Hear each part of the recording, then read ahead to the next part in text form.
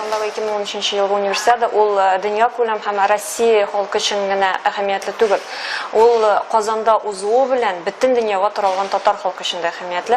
Һәм шуның өчен Казанда, Татарстан башкаласында, гомумән бөтен татарлар башкаласында татарча газета чыгарма бу дөрес булмас иде. Татмедиа җитәкчелеге универсиада дирекциясе белән берлектә эш телдә универсиада хәбәрчесе дигән газет, универсиада хәбәрчесе Вестник универсиада дигән газет чыгара башлады. Газетаның гомум тиражы 40 мең.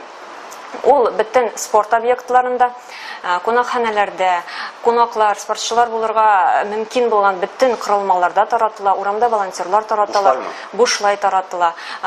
Ни өчен бушлай таратабыз һәм ни өчен бөтен җирдә, чөнки без монда спорт турында гына язмыйбыз.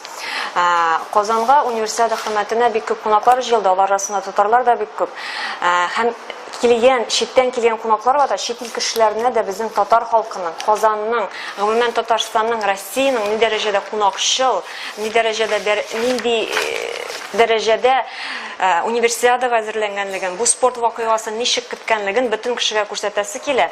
Инде гомумән менә милли газета буларак безнең үзебезнең милләтебезнең халык ашларын, эчемлекләрен, бәйрәмнәрен турында язабыз без. Мәсәлән, хәзер без әзерлибез 13 июль көнне бит инде безнең бөтен спортчыларыбыз Сабантуйга җыелачак. Без инде шул уңайдан 12 июль көнне үк зур язма әзерлибез Сабантуй турында. Сабантуйның тарихы, Сабантуй нәрсәсе белән әһәмиятле татар милләте өчен. Ни өчен ул нәкъ менә безнең аның спортчыларга күрсәтәсебез килә. Чөнки Сабантуй бит ул безнең бөтен милли йолаларыбызны, җырларыбызны, фольклорны, традицияләрне үз эченә туплаган бәйрәм һәм аны күрсәтмичә калдыру дөрес булмас иде. Без дә газетабызда шул турыда язабыз.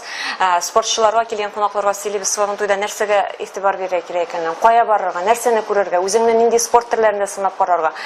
Менә шуларның барысы турында да газетада бирәчәкбез. Гомумән мин нәрсәгә сөенәм, безнең универсиада, Казанда узган универсиада башка илләрдә узуыннан нәрсәсеннән аерыла, бездә миллилек күп. Менә бөтен башка илләрдән аермалы буларак универсиада сайты татарча тәрҗемә ителде һәм тулы куәтенә татарча эшли. Ул универсиадалар тарихында гомумән беренче милли телдә эшләнгән сайт булды. Бездә махсус универсиада өчен татарча универсиада хәбәрчесе газетасы чыгарыла, Татмедиа хезмәте белән. Бездә бөтен буклетлар, афишалар татарча эшләнелә. Инде менә бик сөендек универсиаданың ачылу тантанасында тулы бер бүлеге татар милләтенә, халыкның тарихына, аның йолаларын күрсәтүгә багышланган. Шуңа күрә мин универсиадада татарлык җитми дигән сүз белән гомумән килешмим.